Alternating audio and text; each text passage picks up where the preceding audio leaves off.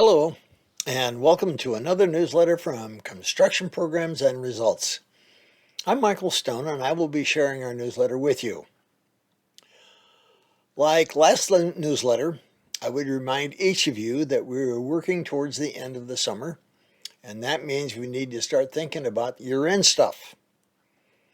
One of the major year-end drills we need to do is the year-end review and planning session for 2025. Yep, that time of year again. I have reviewed the year-end review and next year planning paper that we have had on our website for many years now and have updated some of the materials in there, hopefully to make it more complete exercise for all of you who want to do better in 2025.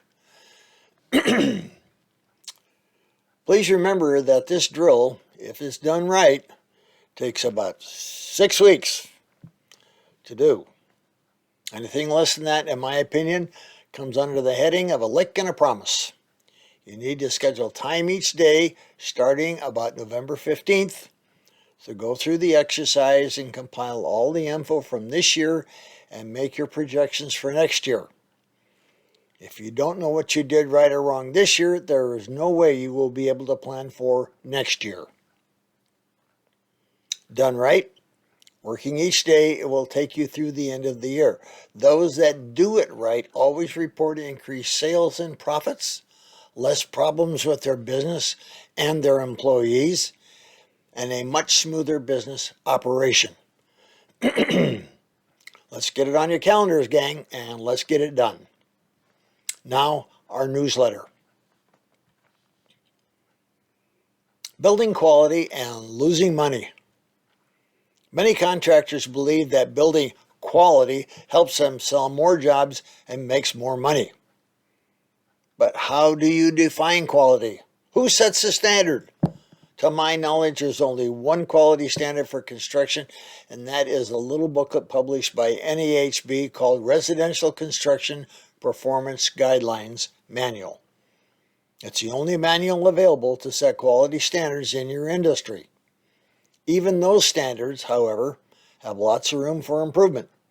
Some of the items listed in the manual are minimal accepted standards that would not be acceptable in our home by either my wife or myself. There's no real definition of quality in our business because it's nearly impossible to define the term. If we can't do it, how can your customers possibly be expected to recognize the difference? When you advertise top quality, your client's definition is far different than yours.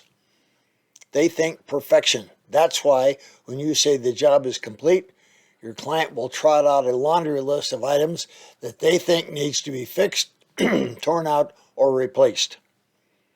They use this as an excuse to refuse to make their final payments. Your definition of top quality is different than theirs.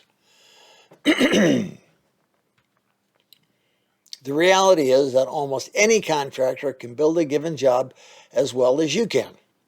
I won't deny there are hacks out there who can ruin any job, but there are also many companies capable of building jobs just as well as you and your company. The issue of top quality, then, is really a moot point. The issue is the difference between you and your expectations and your clients. That's why your contract needs to be written specifically for the work to be done on the given job. It needs to clearly explain to your client what will be done, when, and to what degree of quality. Defining quality in your contract will help you define it for your work as well. Look at your own standards. You sold a contract for a major kitchen remodel for $96,379. You estimated 2 of your crew could set the cabinets in 5.5 days. When the time cards come in, you discovered that 2 of them spent 8 days setting those cabinets. When you ask your lead guy why the job took so much longer than estimated, he says, "You wanted a top quality job." And that's when you remember you were there while they were installing the cabinets, and you had them go back and do 2 or 3 things over, reminding them that you wanted top quality? Was that necessary, or were you just fussing? This is my definition of fussing. Imagine a guy who owns a brand new candy apple red Corvette. He gives it a quick wash on Saturday morning starting at 8 a.m. and planning to drive to the local beanery at 9:30 a.m. for breakfast with a friend. 3 hours later, he's still in the driveway fussing about another smudge spot on the window, a nick in the door, a dirt spot under the front bumper. Those smudges, nicks, dirt spots really exist, but when is enough enough? The owner of the company needs to define acceptable building standards for the company and type of jobs they build, and that needs to be communicated to the crew. An example for remodeling would be that all windows and doors are set with screws only, no nails allowed. Those who've been in remodeling a while already know the value of that standard. You need a clear time schedule for each individual job to be done. And when you estimate a job, you should be able to generate the time allowed for each phase of the job.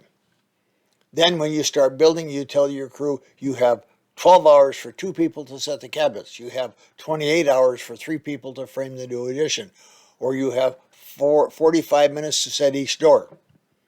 Put a limit on each phase of the job, and then when the limit is reached, they stop. No more fussing, no more adjusting, no more tinkering. The individual or crew stops and moves on to the next phase of the job.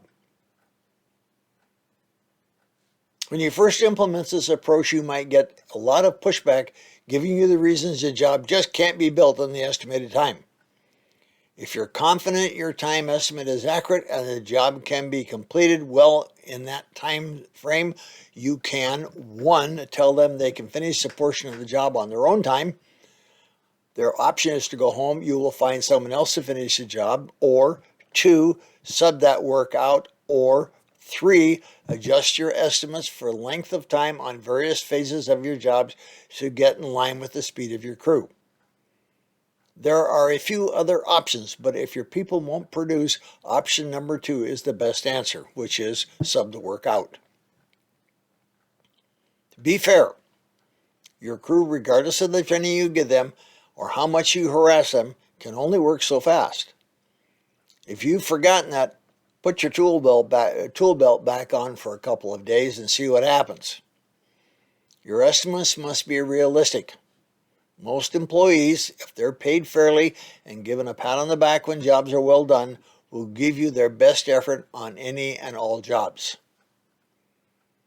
Finally, your time frame for the work to be done should take into account the local area standards and local building codes. When your work reaches that level, it's time to quit fussing and move on. Build a good job. Build what you tell the folks you're going to build, and build what is in the contract. Then stop. If you do not, you lose money. Thanks again for watching, and may the profits be with you.